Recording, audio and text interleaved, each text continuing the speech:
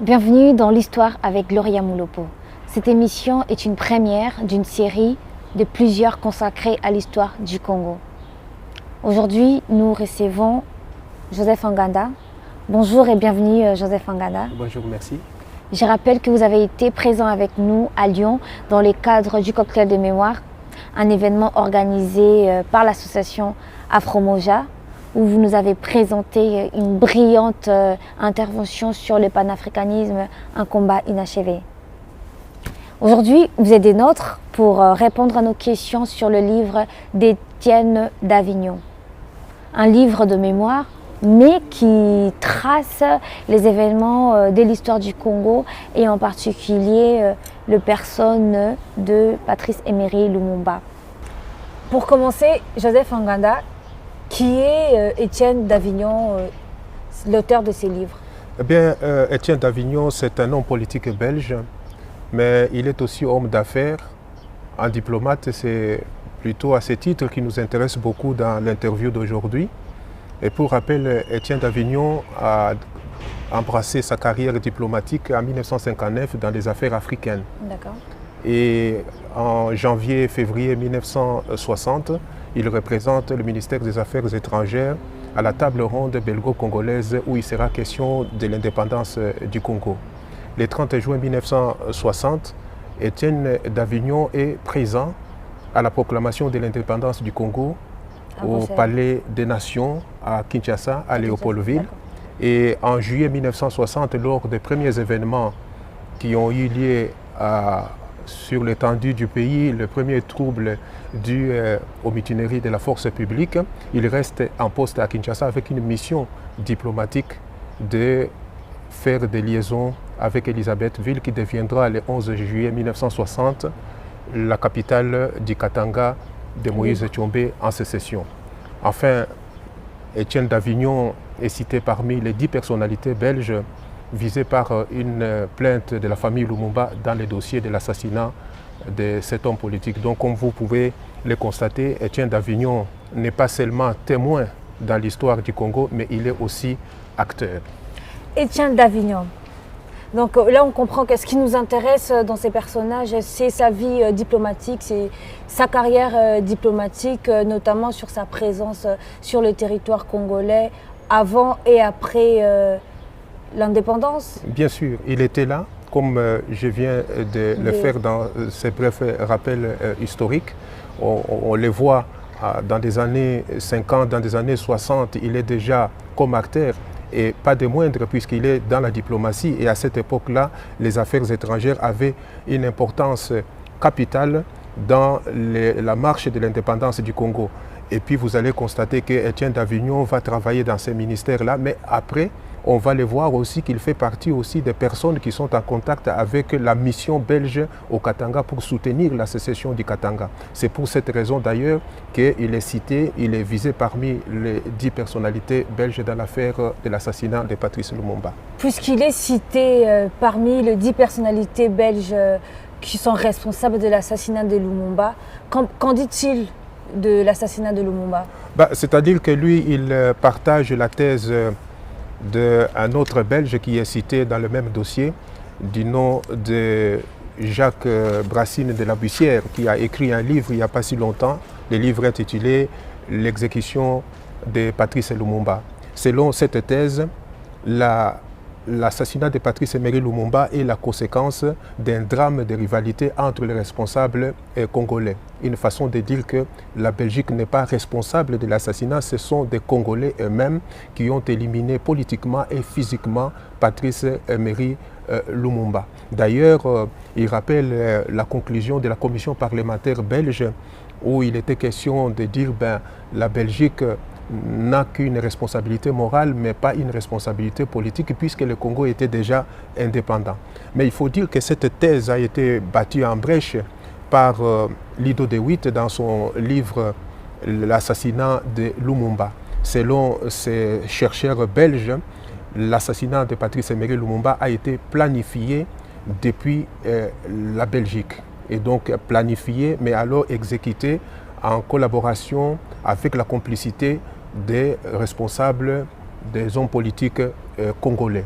Alors comment ne pas en dire autrement, comment ne pas prendre en considération cette thèse tant qu'on sait que les restes du corps de Patrice Emery Lumumba, les dents de Patrice Emery Lumumba et ses doigts ont été trouvés dans les mains d'un gendarme belge au Katanga qui était chargé de dépecer, de brûler et de broyer le corps de Patrice Emery Lumumba. Pour rappel, les restes du corps de Patrice Emery Lumumba se trouvent actuellement au sein du tribunal à la justice belge et détenus dans les mains de la justice belge. Voilà un peu ce que nous pourrions dire à propos donc, de cela. Donc cette thèse est une thèse qui est prise en considération aujourd'hui puisque cette thèse n'a jamais été battue en brèche. Même les conclusions de la commission parlementaire belge n'a jamais battu en brèche cette thèse qui est prise en considération aujourd'hui. Donc on rappelle aussi qu'il est important pour nous de faire cette émission et surtout nous sommes encore très ravis de vous recevoir parce que en lisant ces livres, on ne peut que se révolter, on ne peut que faire appel aux nationalistes, aux lumbumistes, c'est-à-dire à ceux qui sont concernés par cette histoire directement pour pouvoir nous éclairer et nous donner plus d'informations. Et vous vous sentez choqué par son livre? Comment vous prenez cela? C'est-à-dire, moi, je concerne que c'est un livre qui doit concerner tout le monde. L'histoire de Patrice Emery Lumumba, de son élimination politique et physique, c'est une histoire qui doit intéresser tout Congolais et surtout la nouvelle génération. Vous êtes de la génération née dans des années 90, vous ne connaissez pas beaucoup plus, mais vous avez intérêt puisque la preuve en est que vous êtes là en train de m'interroger sur cette histoire. En fait, ça doit concerner tout le monde pour que tout le monde sache un peu ce qui s'est passé, pour savoir ce que la jeunesse, la nouvelle génération dont vous faites partie, doit pouvoir faire aujourd'hui, sa vocation d'aujourd'hui, comme disait d'ailleurs les grands révolutionnaires africains du nom de Frantz Fanon, hein, qui disait chaque génération doit découvrir sa vocation, la trahir ou l'accomplir. Et votre vocation aujourd'hui, c'est de connaître aussi l'histoire pour pouvoir savoir comment vous pouvez prendre la relève avec beaucoup de responsabilités. Voilà, c'est la raison pour laquelle je reviens vers vous. J'ai répondu favorablement à votre invitation pour répondre. Les livres, nous allons l'analyser. Vous allez voir que, en fait, pour moi, personnellement, ces livres d'Étienne d'Avignon reprend tout simplement la vision, les paradigmes coloniaux de l'époque, reprend la propagande de l'époque. Malheureusement, pour la nouvelle génération, ce n'est pas une histoire, ce n'est pas une version qui mérite d'être prise en considération, même si nous revenons aujourd'hui sur cette version, mais notre intention aujourd'hui, c'est de pouvoir éclairer, de pouvoir donner un autre son de cloche pour permettre à chacun de se faire une opinion. Tout à fait. Et Étienne d'Avignon, dans son livre, il juge Lumumba d'un homme difficile, d'un homme dangereux. Il faut dire d'abord difficile, c'est que c'est l'appréciation des tenants du pouvoir colonial de l'époque. C'est-à-dire pour Patrice Emery Lumumba, c'était un homme difficile. Et pourtant, on sait que Lumumba, c'était un homme d'abord facile. C'était un homme qui était de tous les débats. Il avait passé 1959, une grande partie de 1959 en Belgique, dans des différentes villes de Belgique pour présenter sa position, pour répondre à des questions qui se posaient à cette époque-là. Difficile parce qu'on compare Patrice Lumumba avec les leaders de l'époque qu'on appelait des leaders modérés. Des leaders modérés étaient de ces leaders congolais qui étaient recrutés, propulsés, protégés par l'administration coloniale de l'époque pour défendre la position belge dans les débats de l'indépendance, dans la marche du Congo vers l'indépendance. C'est-à-dire que ce sont pour la plupart des hommes politiques qui savaient exploiter l'hypocrisie et aussi bien le double langage pour gagner toutes sortes de faveurs morales, matérielles et financières. À la différence, Patrice Emery Lumumba était un homme politique qui était marqué par un franc-parler, un homme qui était attaché aux principes fondamentaux de démocratie, mais aussi attaché à la vision révolutionnaire de l'indépendance. C'était un homme qui ne pouvait pas marcher à contre-courant du vent de l'indépendance et de l'évolution de cette époque-là. Donc c'était un homme qui était un peu en phase avec son temps et avec son époque. C'était un progressiste et donc qui voulait sincèrement incarner dans les réalités de l'indépendance et de son pays indépendant les principes qui ont été toujours défendus à travers le monde quand on parle de la liberté ou de la dignité. Donc pour comprendre les mots de Étienne d'Avignon, il faut comprendre les contextes politiques de l'époque et que si Lumumba était difficile, c'est qu'il était difficile par rapport à la domination coloniale, c'est qu'il était un rebelle, il a voulu mener son combat à contre-courant. C'est ce que vous... Non, c'est-à-dire que Patrice Emery Lumumba, c'est cela. C'est-à-dire que du moment que Patrice Emery Lumumba ne se prêtait pas au jeu d'hypocrisie et du double langage pour gagner les avantages, à ce moment-là, il devenait, dans la conception des autorités coloniales de l'époque, un homme difficile. Et pourtant, Lumumba, vous pouvez le constater à travers l'histoire, la documentation. Vous avez par exemple les livres de Jean Van Lierde, Les pensées politiques de Patrice Emery Lumumba. Il fait état de tous les débats de Patrice Emery Lumumba. Il était partout en Belgique, même dans des grandes universités, à l'ULB, à Liège, partout. Il était là pour défendre sa position et il était bien fondé. Ses arguments étaient solides, solidement établis. Donc ce n'était pas un homme qui était là pour jouer les jeux d'hypocrite ou les jeux de personnes, de quelqu'un qui cherche à utiliser le double langage comme faisaient par exemple les hommes politiques de l'époque. Un petit exemple à ce qui concerne Patrice Emery Lumumba. Vous savez qu'à l'époque, l'administration coloniale avait donné naissance à ce que l'on appelle le PNP, Parti national du progrès. Et ce parti politique, c'était un parti créé à l'instigation des tenants de la colonisation. Il voulait donc soulever, il voulait donc mettre Lumumba en difficulté sur le plan électoral. Et ces hommes-là, ces hommes politiques qui étaient soutenus par l'administration coloniale, venaient dire à l'administration, à l'Église, que Patrice Emery Lumumba était un homme impopulaire. Et à la proclamation des élections de mai 1960, c'est le parti MNC, parti de Lumumba, qui gagne le plus de sièges. Et puis, avec sa coalition, c'est une majorité au Parlement. Donc, vous voyez que ce sont des gens qui voulaient dire, si vous voulez bien, à l'administration coloniale et à l'Église, c'est que celle-ci voulait bien attendre concernant Patrice Emery Lumumba. Et pourtant, c'était un démocrate, il défendait ses positions, il savait ce qu'il cherchait, c'était la liberté, l'indépendance pour le Congo, pour le peuple congolais. Donc on peut résumer que les dangers qui présentait Lumumba, c'est selon sa philosophie de son combat, c'est-à-dire la révolution, son idéologie. C'est ça qui le rendait un danger potentiel par rapport au pouvoir colonial. Exactement, c'est sa conception révolutionnaire de l'indépendance. Parce que dans le paradigme de l'administration coloniale et voire même de l'Église catholique de l'époque, l'indépendance du Congo était incompatible avec les intérêts belges. C'est-à-dire pour eux, le Congo indépendant, ce sont des intérêts belges en danger. C'est la perte du prestige colonial.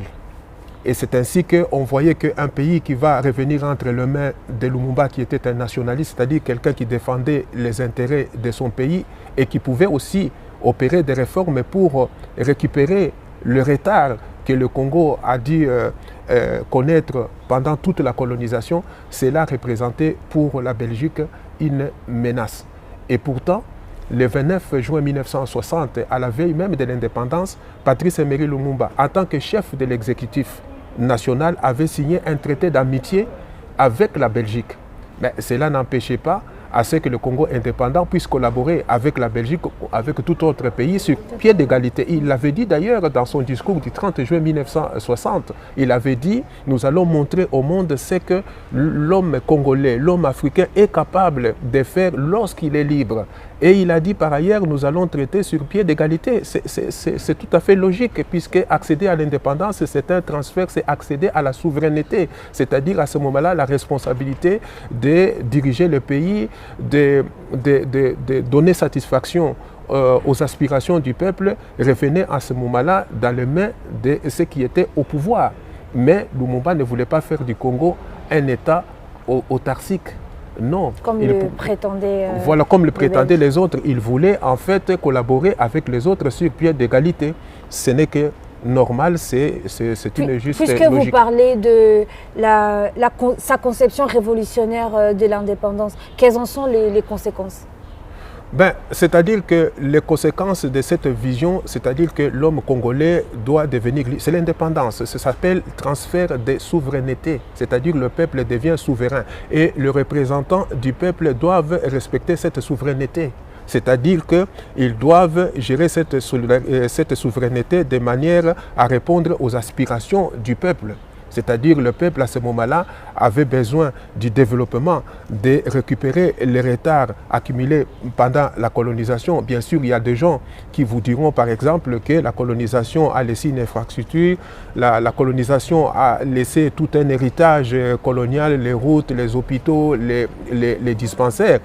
Mais il faut reconnaître que ce n'était pas la fin du développement, ce n'est une étape. Et donc il était important à ce moment-là que les Congolais qui arrivaient au pouvoir puissent prendre les responsabilités pour progresser, pour avancer. Malheureusement, cela n'est pas arrivé puisque la Belgique n'était pas disposée à travailler avec le Congo sur pied d'égalité. Et donc il y a eu la politique des débâcles, des troubles, des sécessions à l'instigation de la Belgique. Et ça, on en parlera peut-être par la suite. Étienne d'Avignon oui. écrit dans ses mémoires que Lumumba avait été en prison pour détournement des fonds. Est-ce que c'est un principe de Lumumba ou c'est aussi une façon pour ces mêmes Belges-là de pouvoir taire l'histoire ou falsifier notre histoire à nous pour pouvoir comprendre ou prendre la personne de Lumumba aussi dangereux ou difficile qu'il serait pour ces mêmes Belges-là? Oui, c'est-à-dire que dans son ouvrage, il souligne clairement qu'à l'ouverture de la table ronde belgo-congolaise en janvier 1960, Patrice Emery Lumumba était en prison pour détournement des fonds et qu'il en était extirpé pour être conduit à cette table ronde. Je pense que ce détail est historiquement inexact. À l'ouverture de la table ronde de 1960, Patrice Emery Lumumba était déjà en prison, condamné à 6 mois suite aux émeutes qui ont eu lieu à Stanleyville à l'occasion du congrès du MNC. Et en début janvier 1960, Lumumba est transféré à la prison de Jadoville au Katanga. Donc, moi je pense que ce qu'il compte faire, c'est tout simplement de falsifier un peu l'histoire. Donc à cette époque-là, Patrice Emery Lumumba n'était pas arrêté pour raison de détournement des fonds, mais plutôt il avait été accusé d'avoir suscité des émeutes à Stanleyville en 1959. Voilà donc la vérité. Puisqu'il est question des émeutes, donc on peut plonger aussi dans le fond pour comprendre qu'est-ce qui s'est passé réellement à Kisangani. Donc en 1959, Patrice Emery Lumumba avait organisé un congrès, le congrès de son parti. Donc les représentants... Donc il a convoqué plusieurs... Donc il a convoqué d'abord les membres de son parti pour venir s'organiser à se mettre en ordre de bataille pour l'indépendance. Parce que nous sommes en 1959, on parle de la table ronde, on parle aussi de l'indépendance, mais en zigzag. Et donc Patrice Emery Lumumba, en tant que leader de son parti, était en devoir de convoquer le représentant, le délégué de son parti à travers les différents coins du Congo pour s'organiser dans cette bataille qui s'annonçait déjà. Et donc il avait en même temps aussi convoquer les partis politiques unitaristes, c'est-à-dire le parti politique qui prônait l'unité nationale. Et donc, cela n'arrangeait pas la Belgique parler de l'indépendance avec une vision révolutionnaire de Patrice Emery Lumumba. Et cette vision, il l'avait déjà exprimée lors de son meeting du 28 décembre 1958 au retour d'Accra, où il disait clairement que l'indépendance n'est pas un cadeau qui va se donner sur un plateau d'or ou d'argent. L'indépendance, c'est le fruit d'une bataille. Donc c'est le fruit d'une conquête. Et donc il avait lancé ce point de vue et ça n'arrangeait pas beaucoup la Belgique à cette époque-là. Et donc il est allé aussi entretenir son parti politique sur la vision de l'indépendance et comment se mettre en ordre de bataille pour l'indépendance du Congo. Et l'administration n'était pas tout à fait d'accord. C'est ainsi que les officiers belges qui étaient, si vous voulez bien, à Kisangani, ont ordonné à ce qu'on puisse provoquer les congressistes. Et donc ce qui est arrivé, il y a eu mort d'hommes, mais cela relevait beaucoup plus de la provocation. Et donc on a accusé Patrice Emery Lumumba d'avoir incité la population à la haine raciale. C'était le mot qui était utilisé à cette époque-là, ce qui n'en était pas question. Patrice Emery Lumumba n'était pas un homme qui pouvait appeler les gens à la haine raciale ou même à des divisions séparatistes ou tribales, d'autant plus que son parti politique était un parti politique national. Et Patrice Emery Lumumba avait une vocation nationale et aussi unitariste. Il n'avait aucun intérêt à diviser le peuple congolais ou à dresser le peuple congolais contre la Belgique. Jusqu'à présent, il n'y a aucune preuve qui montre que Patrice Emery Lumumba aurait suscité ces militants pour une quelconque incitation. Mais c'était tout simplement de la propagande, c'était une manière d'empêcher Patrice Emery Lumumba de continuer sa lutte. C'était tout simplement ça. Lumumba était-il communiste, puisque Étienne d'Avignon les souligne dans son ouvrage? Patrice Emery Lumumba n'était pas communiste. Il aurait pu l'être s'il le voulait. Cela relève du droit de chacun, de chaque personne, de choisir une idéologie, une religion, une philosophie de son choix. Mais il n'était pas communiste. Patrice Emery Lumumba était un progressiste, c'était un leader politique indépendantiste qui luttait pour l'indépendance du Congo. Mais à cette époque, vous savez, pour l'empêcher de mener son combat, d'aller de l'avant, on a cherché à les déstabiliser, on a essayé à orchestrer par exemple de la propagande, soi-disant qu'il était communiste, puisque à cette époque-là, les mots communistes, les qualificatifs communistes avaient une connotation péjorative, voire même une connotation qui inspirait de la crainte. Mais que représentait être communiste dans ces contextes politiques-là? C'est-à-dire que dans la propagande de cette époque, il y avait une façon de présenter les communistes au Congo. On disait aux gens, si le communisme arrive au Congo, la femme appartiendra à tout le monde. Les biens, la maison appartiennent, surtout la femme. Les enfants, ce seront les enfants de tout le monde. Et vous comprenez, dans ce contexte, quand on présente les choses de cette manière-là, ça ne peut que susciter un peu de la crainte, susciter de la répugnance vis-à-vis d'une personne qu'on qualifierait de cette manière-là. Mais en fait, il faut dire que cette propagande n'a pas eu beaucoup d'effet sur Lumumba. D'ailleurs, avant que je continue, vous savez que dans des églises, on demandait de prier pour que Lumumba, les communistes, meurent. Donc on est entré avec ça, même au niveau spirituel. Mais en réalité, Patrice Emery Lumumba n'était pas communiste, c'était un progressiste. Et l'on a vu que cette propagande n'a pas eu beaucoup d'effet. La preuve, Patrice Emery Lumumba est parvenu donc à sortir vainqueur des élections de mai 1960. Son parti politique, comme je venais de le dire, a gagné plus de sièges et sa coalition a gagné la majorité parlementaire. Sur le même registre de voyage, Étienne d'Avignon parle du voyage de Lumumba aux États-Unis où il a été reçu avec beaucoup d'honneur. Mais il qualifie cet accueil-là d'approbe. Il faut dire d'abord que Patrice Emery Lumumba n'a jamais été en Russie. Ça, c'est inexact, c'est une falsification de l'histoire. Patrice Emery Lumumba n'a jamais foulé les pieds d'une capitale d'un pays du bloc soviétique. Il est arrivé aux États-Unis, ça c'est vrai, il est arrivé aux États-Unis, mais l'arrivée de Lumumba aux États-Unis n'a pas plu aux Belges, parce que Patrice Emery Lumumba avait été accueilli avec des coups de canon, et puis il avait été transporté dans une limousine qui servira plus tard au transport. Comme un vrai Premier ministre. Comme un vrai Premier ministre, et il a été logé à Blair House. C'est un hôtel de prestige qui est réservé à des hôtes de marque, mais aussi bien à des hommes d'État. Et alors pour la Belgique, c'était une humiliation. Et d'ailleurs, il dit dans son livre que cet accueil était un geste inamical des États-Unis vis-à-vis de la Belgique. Et il ajoute encore que c'était un opprobre.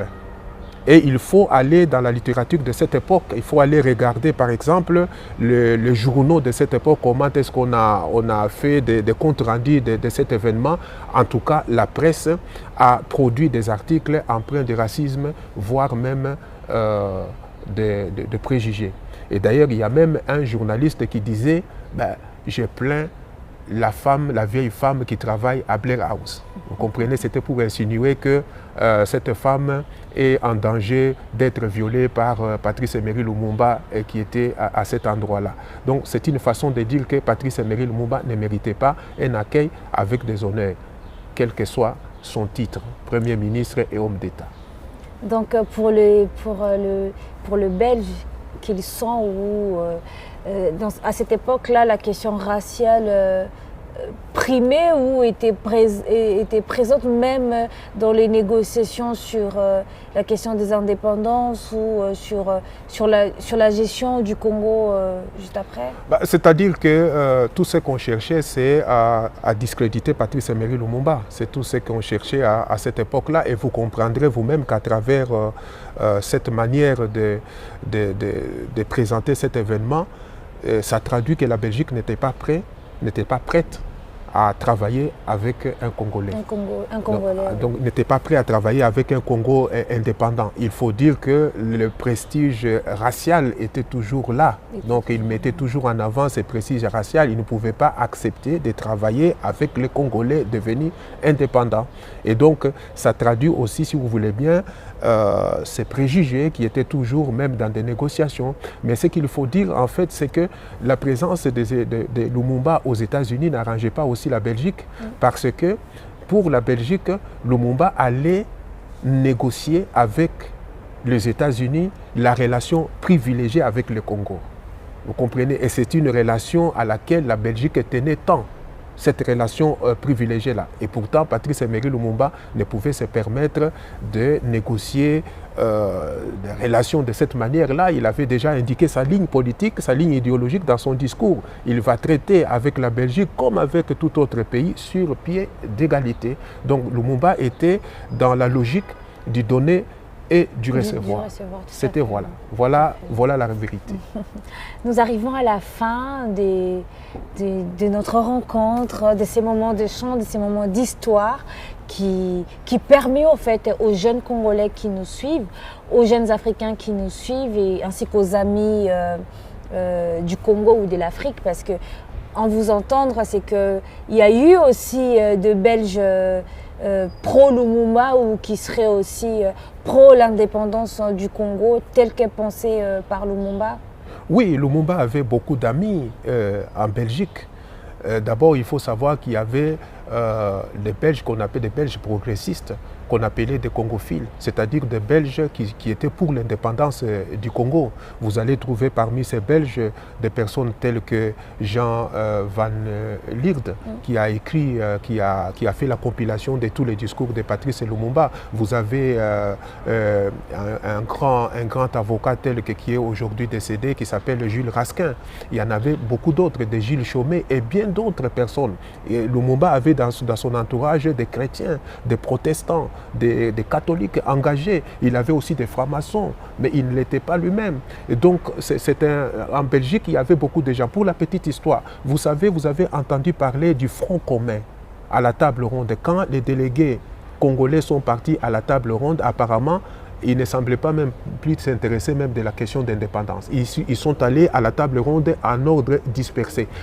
Quand vous dites le délégué, c'est les différentes personnes qui tenaient les associations politiques ou les partis politiques au niveau du Congo? Exactement. Donc il y a eu les différents partis politiques qui existaient à cette époque-là au Congo, ont envoyé leurs délégués à la table ronde pour discuter la question de l'indépendance. Et quand ils sont arrivés, ils y sont allés en ordre dispersé. Donc chacun avait ses petites ambitions, des ambitions tribales, des ambitions régionales, et donc c'était un peu difficile. C'est la raison pour laquelle le congophile, c'est-à-dire le belge progressiste, ont demandé aux étudiants congolais de faire pression sur les délégués afin que ces gens se retrouvent en front commun. Donc le front commun dont vous attendez parler, c'était une initiative qui avait été, si vous voulez bien, insufflée par des Belges, des progressistes belges. Ça, on n'en parle pas assez. Et donc il y a eu même des témoignages à ce sujet-là.